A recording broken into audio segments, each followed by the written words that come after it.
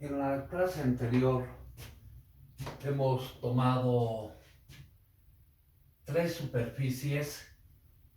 Decíamos un vector posicional R dado por X en Y en J y Z en K.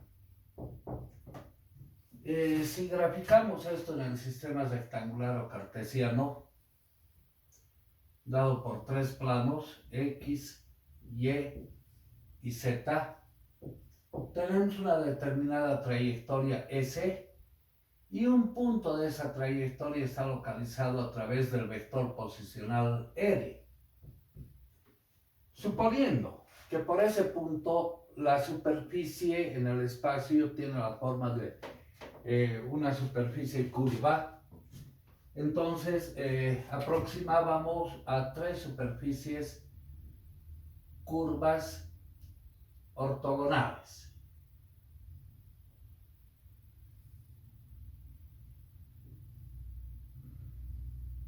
Llamadas U1 constante en ese punto, la superficie U2 constante en ese punto y la superficie U3 constante en ese punto. Queremos un sistema equivalente a X, Y y Z. Habíamos hecho el estudio tomando los tres vectores tangente. Tangente a la superficie U1 en ese punto. Derivada parcial de R respecto de U1. Ese vector es tangente a U1. El vector tangente a U2. Derivada parcial de R respecto de U2. Tangente a U2 en ese punto. Y un vector tangente a la superficie U3, derivada parcial de R respecto de U3. En dirección y sentido de estos tres vectores habíamos definido tres vectores unitarios direccionales. El vector que lo hemos llamado E1, el vector E2 y el vector E3. Entonces, estos tres vectores unitarios direccionales son en dirección de sus vectores tangente sobre el módulo de la derivada de R respecto de U1. El vector E2, derivada parcial de R, el vector tangente a U2, pero como es unitario en razón a su módulo de U2. Y el vector E3, el vector tangente a la superficie U3 en razón a su módulo, derivada de R respecto de U3. En ese estudio se definen los factores de escala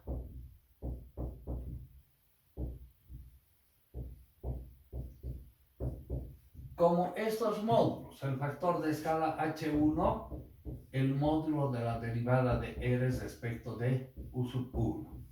H2 lo propio, el módulo de la derivada de R respecto de U2.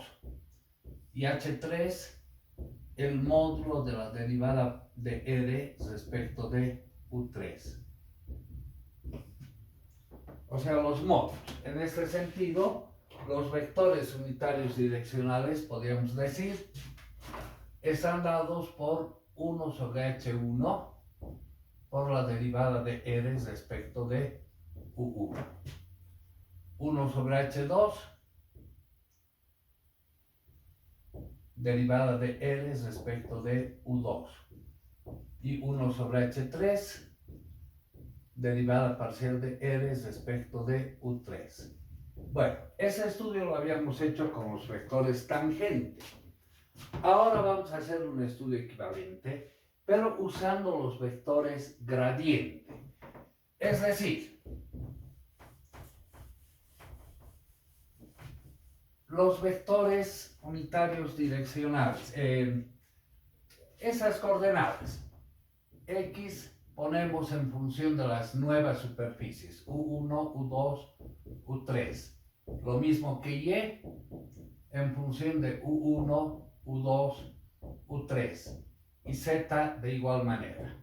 Z igual a U en función de U1, U2, U3. Este era el sistema de relaciones de transformación 1. Pero es un sistema recíproco, biunívoco, es decir, U1 está representado en función de X, Y y Z. Lo mismo que U2, función de X, Y y Z. Y U3 en función de X, Y y Z. Si no, no se puede hacer la conversión. Bien, ahora, vámonos a un gráfico. En el sistema rectangular o cartesiano, dado por los tres planos, X, Y y Z. La trayectoria S que hemos tomado anteriormente.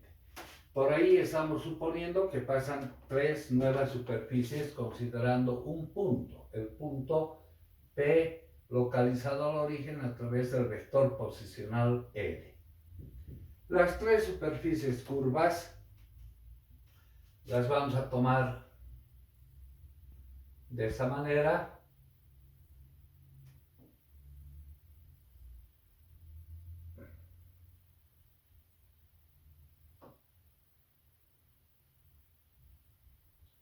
La superficie U sub 1, la superficie U sub 2 y la superficie U sub 3.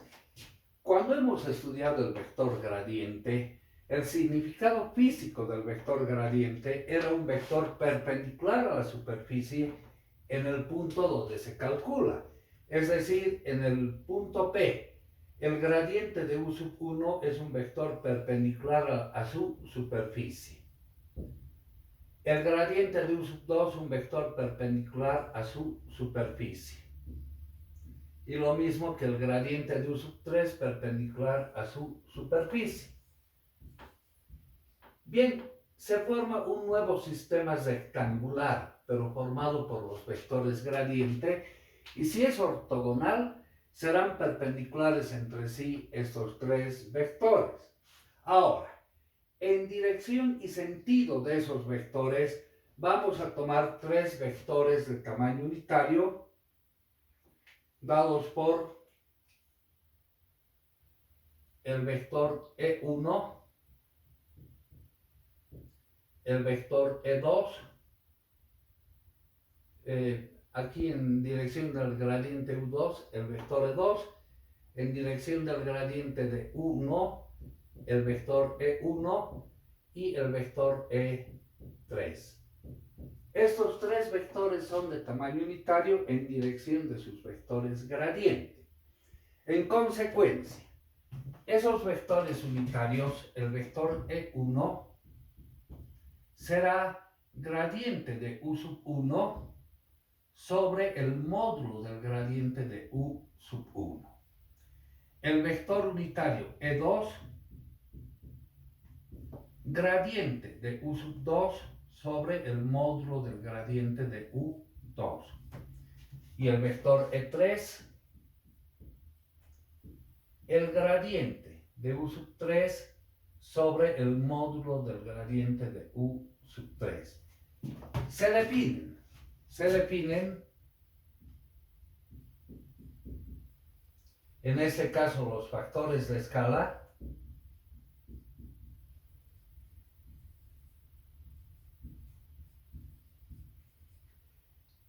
vamos a llamar con letras mayúsculas H1 la inversa de los módulos, es decir, 1 sobre el módulo del gradiente de U sub 1.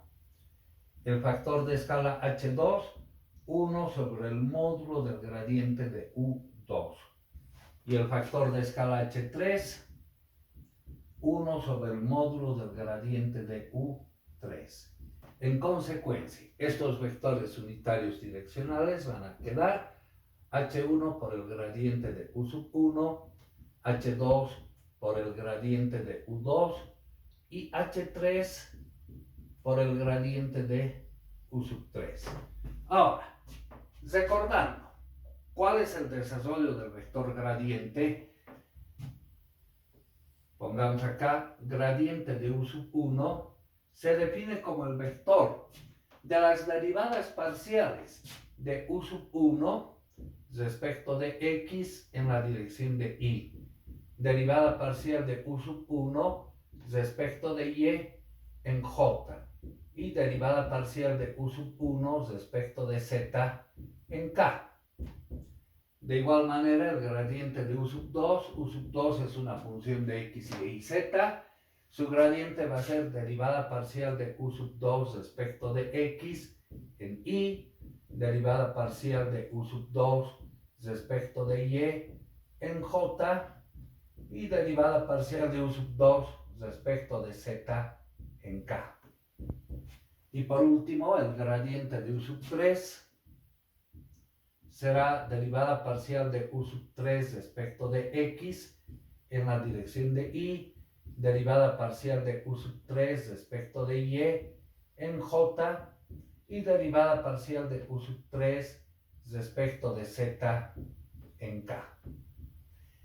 Este es el estudio que necesitamos saber para encontrar fundamentalmente los factores de escala en un sistema curvilíneo ortogonal.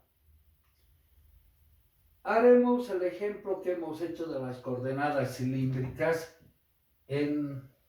usando los vectores tangente. Ahora usando los vectores gradiente. Habíamos definido las relaciones de transformación en coordenadas cilíndricas.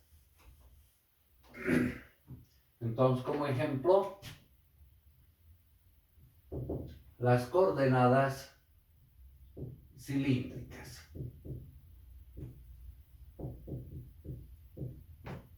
X era rho por el coseno de tita, Y era rho seno de tita, y Z es igual a Z. Estas son las relaciones de transformación 1 para relacionar con la teoría que tenemos acá. Las inversas. Elevando al cuadrado, X al cuadrado es rho cuadrado por el coseno cuadrado de tita, Y cuadrado es rho cuadrado seno cuadrado de tita. Sumando estas expresiones, X cuadrado más Y cuadrado es igual a rho cuadrado, que multiplica el seno cuadrado más coseno cuadrado, eso es 1. Entonces, rho era igual a la raíz cuadrada de X cuadrado más Y cuadrado. Si dividimos Y sobre X, de la división de Y sobre X, Y es rho seno tita, X es rho coseno tita. Acá rho con rho se cancela, seno sobre coseno es la tangente tita. Entonces, tita era igual al arco tangente de Y sobre X. Y Z es igual a Z. Estas son las relaciones de transformación que las vamos a llamar seguras. En coordenadas cilíndricas, la superficie U1 representa el radio, rho. La superficie U2 el ángulo tita. Y la superficie U3 la altura z. Rho es la ecuación de una recta, tita describe un círculo, la ecuación de una circunferencia, y z es la ecuación de una recta que representa la altura del cilindro, ¿no? Entonces, el nuevo sistema en coordenadas cilíndricas está representada por dos rectas y una circunferencia, que son estas coordenadas. Bien, ahora vamos a proceder a calcular los gradientes. Esto lo voy a borrar para ganar espacio.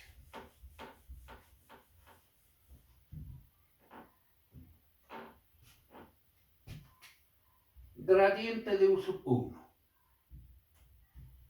derivada parcial de u sub 1 respecto de x. Bueno, pero u sub 1 para nosotros es la superficie ZO. Derivada parcial de ZO, en realidad, lo que hemos llamado gradiente de u sub 1, ahora llamaríamos gradiente de la superficie ZO, ¿verdad? Sería derivada parcial de x respecto de ZO en la dirección de y. Derivada parcial de... estamos mal. Derivada parcial de ZO respecto de x. Más derivada parcial de ZO respecto de y en j. Y derivada parcial de ZO respecto de z en k. Vamos encontrando esas derivadas. A ver, derivada parcial de ZO respecto de x. Haremos por separado. Derivada de ZO respecto de x. Es la derivada de una raíz cuadrada. Eso se deriva como 1 sobre 2 veces la raíz x cuadrado más y cuadrado por la derivada del argumento, que sería 2x. 2 con 2 se cancela y nos va a quedar x sobre esa raíz cuadrada. Pero x en coordenadas curvilíneas ortogonales, específicamente en coordenadas cilíndricas, x es ZO por el coseno θ. X cuadrado más y cuadrado es ZO. Entonces, esta primera derivada de ZO respecto de x va a quedar simplemente igual a coseno θ. Reemplacemos coseno θ en la dirección de y. Más derivada de ZO respecto de y. Hagamos por separado. Derivada de ZO respecto de y. Esta es la función ZO. Su derivada va a ser 1 sobre 2 veces la raíz cuadrada de x cuadrado más y cuadrado por la derivada del argumento respecto de y, 2 veces y. 2 con 2 se cancelan. Lo llevamos ahora a coordenadas cilíndricas. Y es igual a ZO seno θ. Y raíz cuadrada de x cuadrado más y cuadrado es ZO. Entonces ZO con ZO se van y nos queda seno θ. Reemplacemos. Más seno θ en j. Y derivada de ZO respecto de z, ZO no es función de z, su derivada es 0. 0 en k. Listo. El segundo vector gradiente, el que hemos llamado en nuestra teoría gradiente de u sub 2, ahora se llamaría gradiente de la función θ. Su desarrollo, derivada de u2 respecto de x, derivada parcial de θ respecto de x en y. Derivada parcial de u2 respecto de y, en nuestro caso derivada parcial de θ respecto de y en j. Y derivada parcial de u2 respecto de z, derivada parcial de θ respecto de z en la dirección k. Vamos encontrando esas derivadas por separado. Hagamos cálculos auxiliares. Derivada de θ respecto de x. La función θ es un arco tangente. La derivada de un arco tangente es 1 sobre 1 más el argumento al cuadrado. Y sobre x al cuadrado. Ahora, todo esto por la derivada del argumento respecto de x. La derivada de y sobre x respecto de x. Derivada del numerador respecto de x, 0. Menos el numerador por la derivada del denominador, que es 1 sobre el denominador al cuadrado. Así es, ¿no? Entonces haremos operaciones. 1 sobre, con un denominador acá, x cuadrado, más y cuadrado sobre x al cuadrado, multiplicado por menos y sobre x al cuadrado.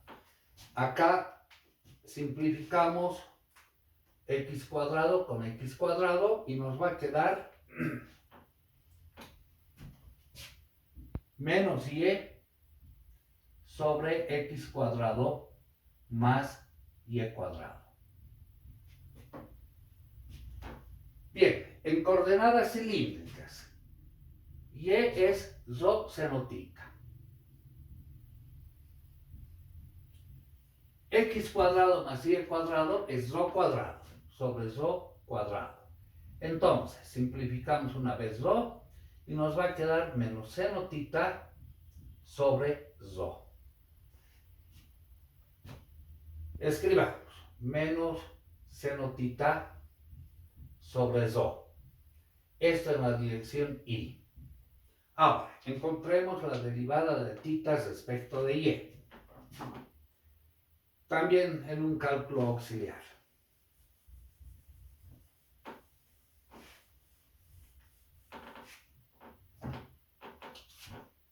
Derivada parcial de θ respecto de y. La función θ es un arco tangente. Su derivada 1 sobre 1 más el argumento al cuadrado. Y sobre x al cuadrado. Todo esto por la derivada del argumento de y sobre x respecto de y. Eso es 1 sobre x. Haciendo operaciones. Acá vamos a tener 1 sobre el común denominador acá, x al cuadrado, en el numerador x cuadrado más y cuadrado. Todo multiplicado por 1 sobre x. ¿De dónde se puede ver? Se cancela esta x con una vez x. Multiplicando extremos y medios, vamos a tener x sobre x cuadrado más y cuadrado. Ahora, esto lo llevamos a coordenadas cilíndricas. X es rho coseno theta. X cuadrado más y cuadrado es rho cuadrado. Entonces, rho se va con una vez rho y nos va a quedar coseno theta sobre rho. Reemplacemos eso aquí. Más coseno theta sobre rho en la dirección J. Y derivada parcial de θ respecto de z. Θ no es función de z, su derivada vale 0 en la dirección K. Y por último, el último vector gradiente. El que hemos llamado en nuestra teoría gradiente de U sub 3. Ahora vendría a llamarse gradiente de la función z. Desarrollando. Derivada parcial de U3 respecto de x, derivada parcial de z respecto de x en la dirección y. Derivada de U3 respecto de y, derivada parcial de z respecto de y en j.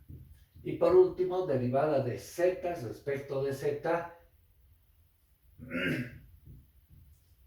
en la dirección K. La tercera superficie que la hemos llamado z no es función de x. Esta derivada vale 0. 0 en y. Derivada de z respecto de y, z no es función de y. Su derivada vale 0 en j. Y por último, derivada de z respecto de z, 1 en k. Bien, estos tres son los vectores gradiente. Ahora encontremos sus módulos.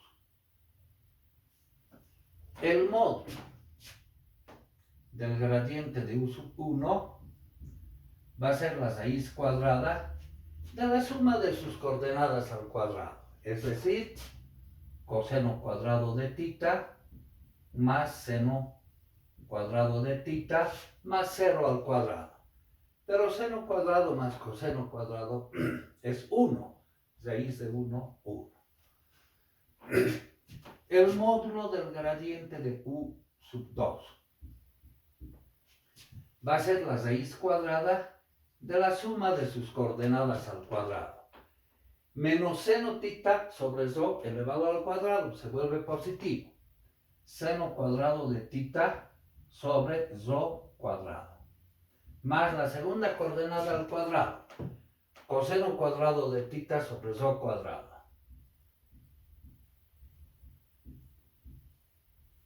Y la tercera al cuadrado es 0. Entonces, sacando común denominador, que será rho cuadrado, nos va a quedar seno cuadrado más coseno cuadrado.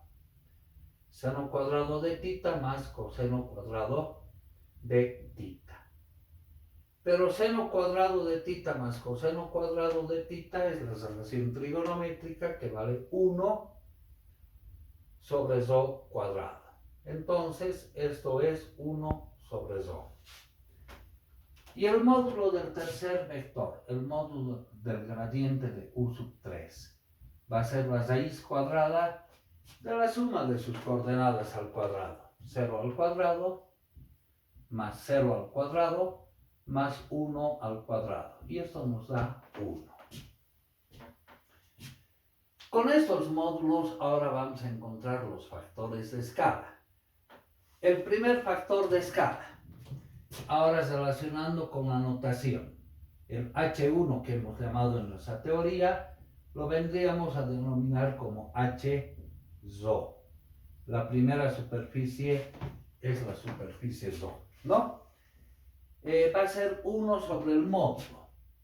1 sobre el módulo del gradiente de la superficie rho. Pero el módulo de esa superficie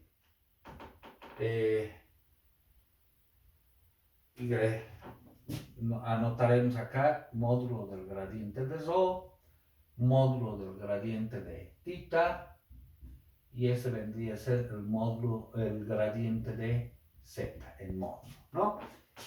El módulo del gradiente de rho es 1, entonces el primer factor de escala nos sale igual a 1.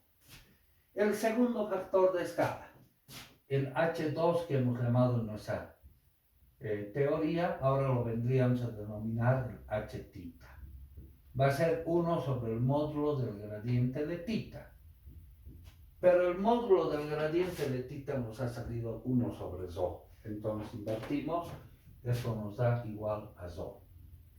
Y el tercer factor de escala, el que hemos llamado H3, en nuestra teoría ahora lo denominaríamos como el HZ, que sería 1 sobre el módulo del gradiente de z. Pero el gradiente de z nos ha salido 1. 1 sobre 1 nos da 1. Ahora recuerden, cuando hemos usado los vectores tangente, el primer factor de escala nos ha salido 1, el segundo factor de escala nos ha salido rho, y el tercer factor de escala nos ha salido 1 también. Entonces, ¿qué conclusión sacamos acá? Los factores de escala, haciendo por el primer método, pero usando los vectores tangente, o usando el segundo método, que es usando los vectores gradiente, los factores de escala siempre salen igual. En la siguiente clase vamos a hacer un tercer método para encontrar fundamentalmente los factores de escala, y vamos a ver que por cualquiera de los tres métodos que vamos a estudiar, siempre los factores de escala salen igual. Por hoy quedamos acá.